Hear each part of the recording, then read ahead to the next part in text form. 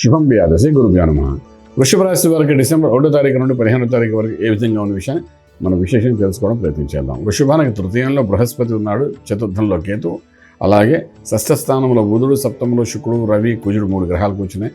రాజ్యస్థానంలో రాహు ఉంటే లాభస్థానంలో శనీశ్వరుడు కూర్చున్నాడు. రాజ్యము లాభము రెండు అద్భుతంగా పనిచేస్తున్నాయి. చతుర్థంలో ఉన్న కేతు కూడా కొంత బాగానే పనిచేస్తున్నాడు. గురుడు ఉచ్చస్థితిలో ఉన్న కూడా ఒక యోగమే.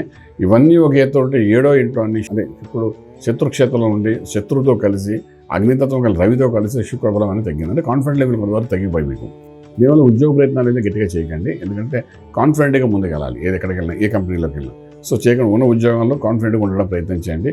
ఎవరు మీ బ్లేమ్ చేస్తున్నా స్ట్రబన్గా స్ట్రాంగ్గా ఉండడం ప్రయత్నించండి. చేయగలిగితే మిమ్మల్ని ఎవరు అక్కడ నుండి విడదీయలేరు ఆ పర్టికులర్ జాబ్ నుండి. అలాగే వ్యాపారస్తులు కూడా వ్యాపారం చేసేటప్పుడు ఏదైనా కొంచెం లాస్ వచ్చింది కదా అని చెప్పి మీరు ఆ వ్యాపారం నుండి బయటపడడానికి ప్రయత్నం చేయకండి.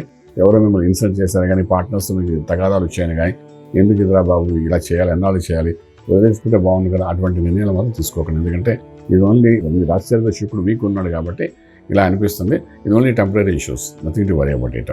ఇంపోర్ట్ ఎక్స్పోర్ట్ వ్యాపారాలు న్యూట్రల్గా కనబడతాయి. విదేశాలకు వెళ్ళి ఉద్యోగం కోసం చేసే ప్రయత్నాలు చేయొచ్చు కానీ విదేశాలు చదువు కోసం వెళ్ళే ప్రయత్నం మాత్రం కొంతవరకు ఆగండి. ఈ వారం రోజులు ప్రయత్నం చేయకండి. అలాగే విశేషంగా మనం చెప్పుకోవడానికి ఏంటంటే శుభార్తలు ఉంటారు, శుభమైన కార్యక్రమాల్లో పాల్గొంటారు, మంచి ఫలితాలు వస్తాయి. వివాహము, గృహప్రవేశం, శంకుస్థాపన, భూమి పూజ ఇటువంటి జరుగుతాయి. ఏదైనా కోర్టు ఇష్యూస్ ఉంటే అవన్నీ బయట అవుట్ ఆఫ్ కోర్టు సెటిల్మెంట్ అయ్యడానికి అవకాశం బాగా కనబడుతుంది. ఇవన్నీ ఒక ఎత్తుగా కనబడుతున్నాయి. విశేషంగా మనం మాట్లాడుకోవడం అంటే ఫిల్మ్ ఇండస్ట్రీ వాళ్ళనుకోండి, ఫార్మా ఇండస్ట్రీలో వాళ్ళనుకోండి వీళ్ళందరికీ కొంతవరకు డల్గా ఉంటుంది 15 రోజులు.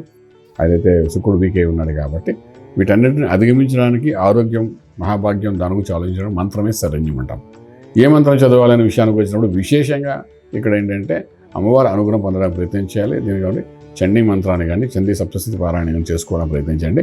ఇంట్లో అష్టోత్తరం చక్కగా పూజ చేసుకున్న దాంతో కొంతవరకు కాన్ఫిడెంట్ లెవెల్ పెరుగుతుంది, ధైర్యం పెరుగుతుంది, సాహసం పెరుగుతుంది, విజయానికి దగ్గరికి వెళ్తారు, రాజమార్గంలో రాజ్యం పొందగలుగుతారు. శుభం వ్యాధి.